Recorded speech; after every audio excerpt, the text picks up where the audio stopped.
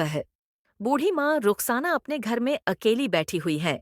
वह अपने दिन की शुरुआत करती है और अपने पति की तस्वीर को देखती है। वह उन्हें याद करती है और उनकी अनुपस्थिति को महसूस करती है। आगमन दोनों बेटे अली और अहमद घर में आते हैं। वे अपनी माँ से पैसे मांगते हैं और उन्हें अपने दोस्तों के साथ घूमने जाना है। बूढ़ी माँ रुखसाना उन्हें समझाने की कोशिश करती है कि उनके पास पैसे नहीं हैं। बूढ़ी माँ और उनके बेटों के बीच बहस होती है। बेटे अपनी माँ पर आरोप लगाते हैं कि वह उनकी बात नहीं सुनती है और उन्हें पैसे नहीं देती है। बूढ़ी माँ उन्हें समझाने की कोशिश करती है कि वह उनकी भलाई के लिए ऐसा कर रही है। बूढ़ी माँ रुखसाना अपने बेटों की बातों से दुखी होकर रोने लगती है।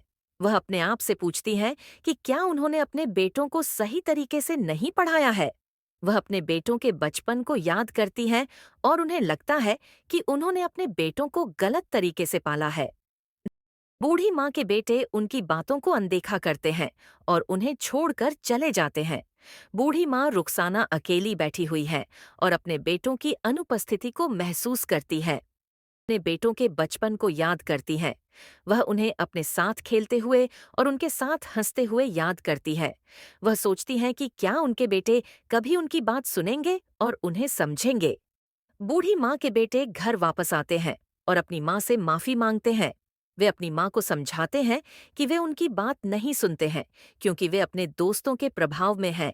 बूढ़ी माँ उन्हें माफ कर देती है और उन्हें समझाती है कि वे उनकी भलाई के लिए ऐसा कर रही हैं। बूढ़ी माँ अपने बेटों को समझाती है कि जीवन में क्या महत्वपूर्ण है। वह उन्हें सिखाती है कि परिवार और रिश्ते सबसे महत्वपूर्ण है और पैसे की तुलना में अधिक मूल्य